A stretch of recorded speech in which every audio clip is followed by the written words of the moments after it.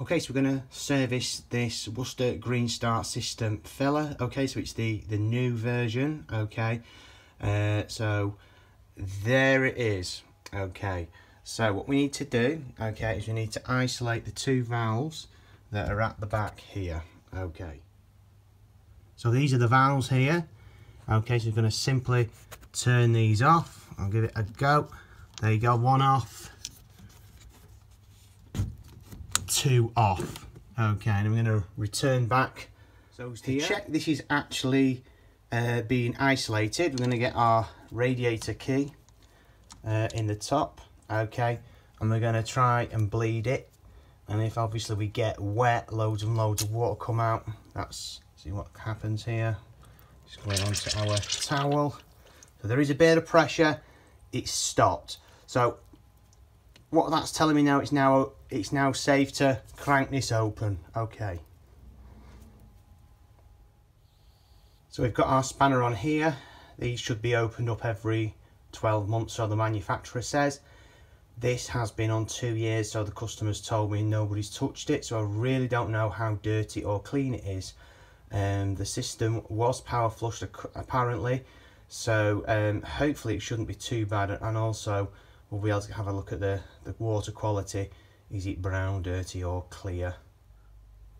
Now of course we've got our special spanner on and we're just going to crack that open. Okay, pretty much like that. Now I did loosen it with both hands. I had it on here and I was holding it at the same time with this. Okay, because you don't want to just and then you could end up with a leak somewhere. So whenever you crack something open, you always need a spanner on here and something holding the other side. So let's see what's inside.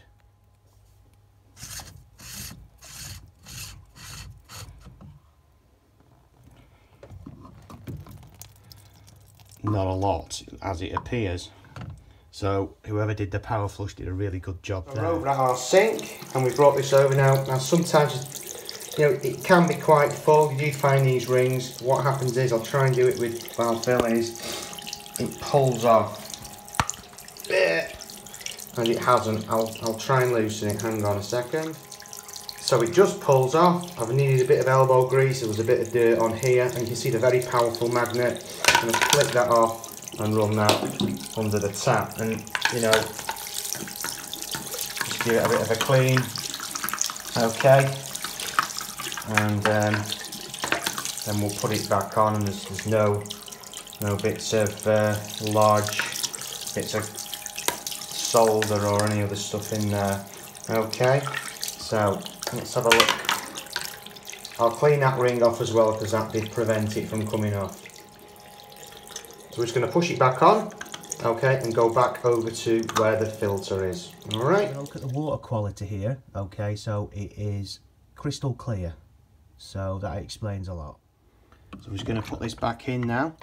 Now what you can do is you can take this water out by undoing that, or putting a sponge in, whatever, and put some inhibitor in if you wanted to. Okay, I think we can see this system is pretty much okay. So what I'm doing is I'm doing it hand tight, okay, and then we're going to get our special spanner on and give it a bit of a tie up, not too much, and of course I'm going to use my other hand to hold it as well, which I can't film because I haven't got 3 hands. So we're all nice and tight. It's going to open our valves now. Okay, so that's one open, and then hang on, so that's one open, sorry, and I was going to turn that with my hand, and that's the other one open. And do we have any leaks or drips? Let's get our towel on there. 1 second. If you do get any leaks or drips, there is a service kit that you can buy for these, okay, which they do say you need to use every time. I would say once every 3 times, really. It depends if you well, it depends on many factors, to be fair. So what we're going to do now is get the vent key and vent any air. Here's the one to drain out the water at the bottom. Okay, I personally wouldn't touch it. I'll just get an old rag in and clean it out. But of course they do that, so they think it make it easy. You'd put a bowl under, wouldn't you? So let's give it a bit of a vent. So we get any, there'll be a bit of air possibly. But yeah, there you go, not much. So the thing to do now is to run the boiler for 5–10 minutes. turn the boiler off and then vent it again, and you're done really. Okay, so that is how to clean out your magnetic filter. They are pretty much the same. You do need the special tool. Me personally, I don't really think you need to tighten them much at all. Okay, so okay, like and subscribe. Thank you for watching.